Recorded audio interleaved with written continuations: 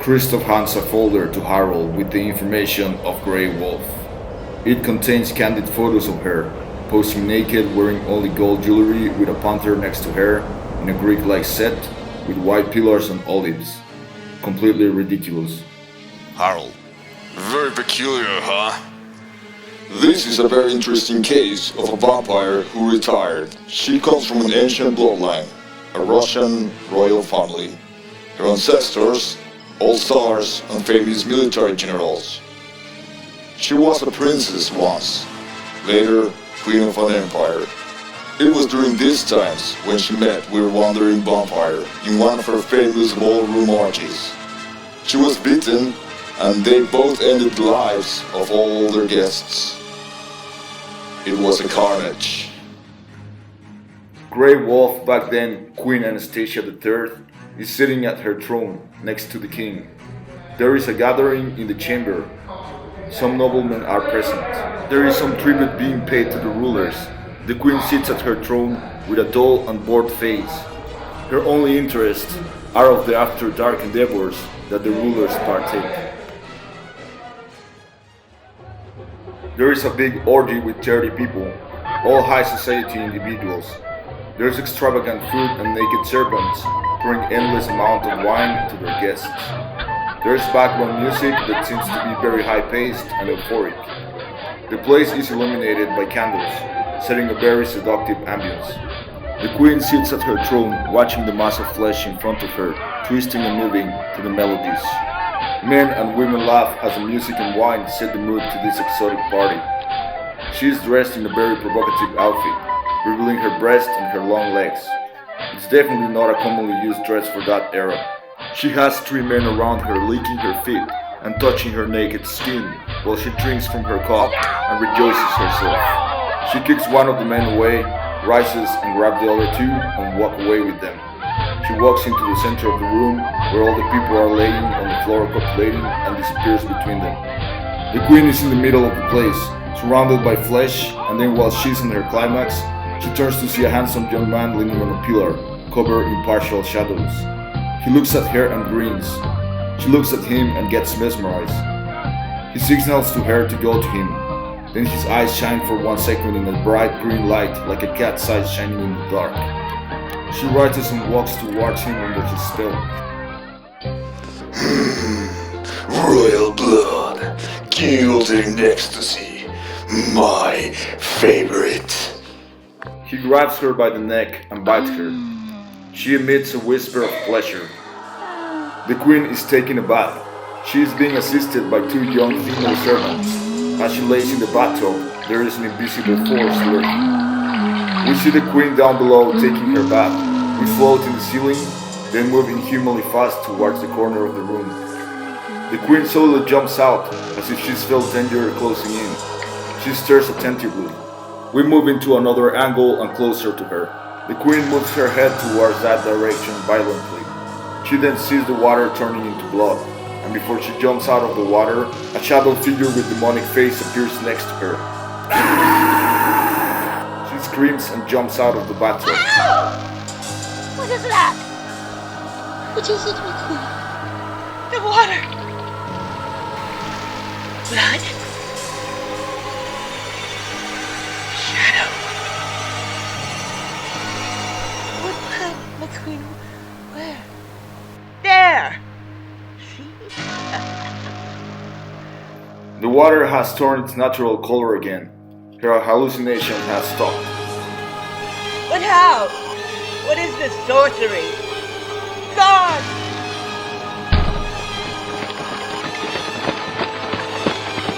2 guards storm into the bathroom. She stands there naked, not minding them. They both get overwhelmed. My lady, what seems to be the problem? Execute her! Yes, my lady! Both soldiers grab the servant girl violently. My lady! No! No! No! Servant girl 2 is watching, terrorized in the corner of the room. And her! Her too. As you wish, my lady. And you too. Don't take too long. I get really cold quickly. Guard 1 and Guard 2 look at each other, each holding a girl. Then they look back at the queen. Yes, My lady!